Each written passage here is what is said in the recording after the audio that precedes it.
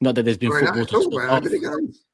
Yeah, not that there's football to talk of, but Burton news is now confirmed, and a couple hours after that confirmation, the big news of the night, and probably will be moving forward into April, May transfer window, is Arsenal developing interest in Gyokeres, apparently, according to David Ornstein. Jordan with a huff. Can I ask why? Just even the language. Big up David Ornstein. He's a credible journalist, and it's probably you don't have true. To do that. You don't have to. Not on this one. You don't have to do that. All right. I say all of the time, man. You know? No. I know him and I rate him, and I'm not huffing and puffing because it's come from him. He's all right. If you know him, you better tell him this better be right. Then message him. Well, this is my thing. It's the language of looking at, considering a move for, developing. We don't hear these phrases for any other club doing transfer. They just worst case interested, but more time bid, accepted, contract signed, sure. So I just this whole. We're definitely in for a bit of a boring summer in terms of I think there'll be a lot of transfer activity, but I think we're going to get a lot of constant updates on that kind of level, that kind of language. So strap in. Could I jump in and give my take really quickly on this? Just because I did. So don't ask me why. I've got a second channel now, the Goonverse 2, lol, and it's just for instant reactions. And one of the things I said, I'm going to give myself a real pat on the back for this, was when Berta was announced and I was reacting to that. I don't know why. I just randomly started talking about Gyokeres, and I said, I wonder if that's who Arsenal might go for, if that's who Berta might want. Because when you look at his track record of signings up front, and I not all of them, but they're quite on the nose. You know, striker scoring goals in Europe, Atletico sign them. Right, striker scoring goals in their league, Atletico bring them in. Oh, you're scoring goals? Brilliant. We need goals. They're quite. And I was sort of thinking, Arsenal, the way the reporting's been, there's this kind of like Isak, and then it's like, or maybe Cunha or Sesko or Watkins. But there's a gap there. There is a big gap for me in terms of player quality there. That is someone that maybe isn't Isak, that some people are calling the best striker in the world.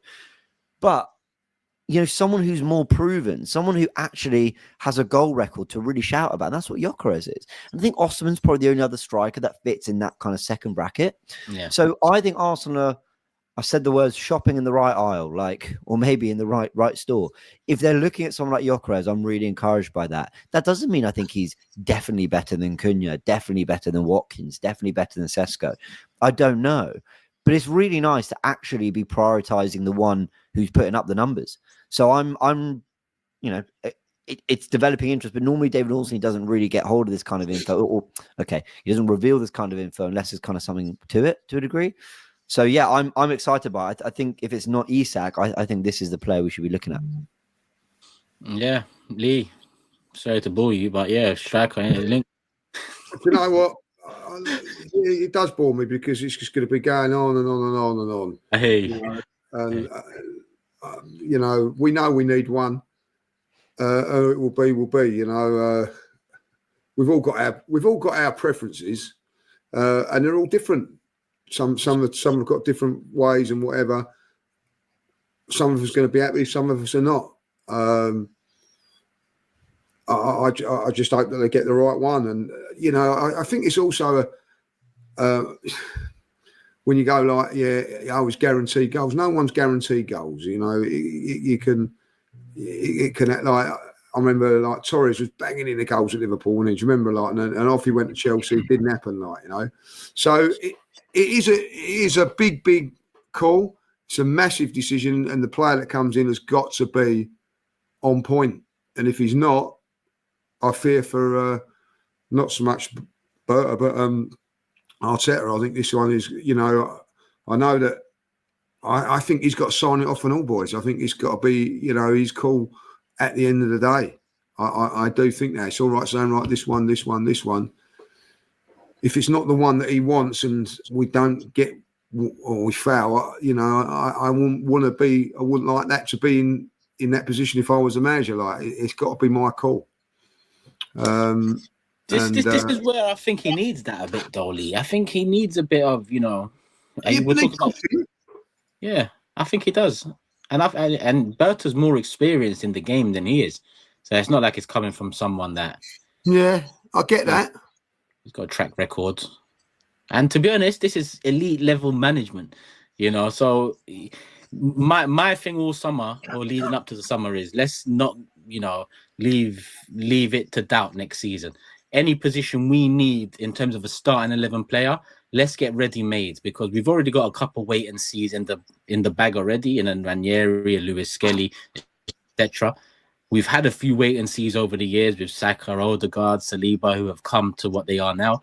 It's time to, and Gyokeres for me fits that profile because you're right. We've all got our, is it Isak or is it Sesko? But I think Gyokeres across the board pleases 80-90% of the fan base because, like James said, I agree with you, Lee. No one guarantees goals because we've seen enough not work across the board, whether it's an English club to an English club or Portuguese or Spanish, or whatever. We've seen it all. Examples galore. But I'm with James in that it's refreshing that we're linked to the players. That if it's not Isak, it's Gyokeres for many people. If it's not Isak or Sesko, it's Gyokeres for many. Second, third on the list after getting the first sporting director on the list, in my opinion. I like that. And to be honest, whether Mikel likes it or not, whether it fits his style or not, I couldn't care less because the style's regressed this season. And a lot of it has regressed because of the point blank gap that we've got in the striking department that we all saw leading up to last season. So I'm sorry, a bit of that trust. Remember, I mentioned that it's funny that Arteta hasn't seemed to be behind the sporting director recruitment as much as I would have thought. I'm not, I'm happy about that because it's like you need the pressure as well. You need that person to debate you on your mind, your philosophy, your idea, and vice versa to him. So for me, it's perfect. I get the boring stuff, though, Lee, because we do know it could drag. But off the back of this Ornstein stuff, I don't like the wording developing. The guy's been banging goals for years. Either you fucking like him or you don't. What are you developing here? Yeah. So forget all that. Forget the wording. Go break that release clause. Go break the release clause so we know week 1 of June whether we're getting a striker and then deal with everything else after. Because Zubimendi, nice, okay, cool, maybe Real, hijack it, whatever. But let's get that striker in first week of June, second week of June, especially if it's a release clause. There should be no excuses. So I don't want to be bored by the striker thing because I expect that there's one here with a release clause, like I said in January. Go get him. Go get him. Yeah, I couldn't agree more. Yeah.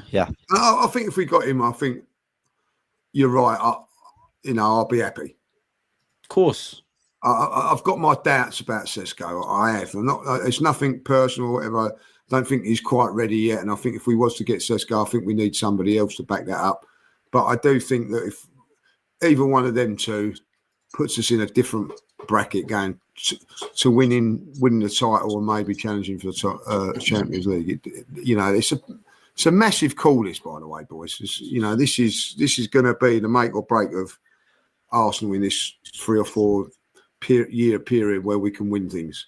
I think if they get it right, we could go on. If we get it wrong, I think we'll be kicking ourselves for a few years. Yeah, it's a huge sum. We all know that. But the striker position, because there's a con to every deal, whether it's even Isak for 130 million, whether we like or not, that's a lot of money. Even if he's perfect in every other way, that's a huge cost to Arsenal, to any club really. Or it's Gyokeres or it's Sesko that you're banking more on his potential, or it's Cunha or it's Watkins. Yeah, there are players available, but there's no one that. Well, okay. Yes, there are some great names I've just said there, but there is a drawback to every deal in some way, shape. Well, that's true of every signing ever. So the reason, though, that with this, when we talk about it more, there's a drawback to every signing. But the reason that we talk about it more is because it's been such a neglected position and Arsenal are trying to make such a big jump. So there just feels like a lot of pressure on getting this 9 right. But I echo what Turkish said and what we were both saying earlier, that I like that we're actually being linked to names like this. And I really wonder if part of it is also that release clause. What is it? Something like 60-something million, 60, 70 million? No, it's 100 million euro, but it works out to 80 million pounds, I think. But I read a report somewhere, genuinely, I'll look this up, that they'd be willing to take less. Right. I think that was so like a verbal agreement, maybe, that, we let you go for 60. You know what I think about reports, though, man. Like, I know, load nonsense. You've got a release clause. How are you going to have a verbal? How are you going to get a man to sign it? this is your release clause, and then later on verbally say, but I'll let you go for 20 minutes. Like, bro. No, of course.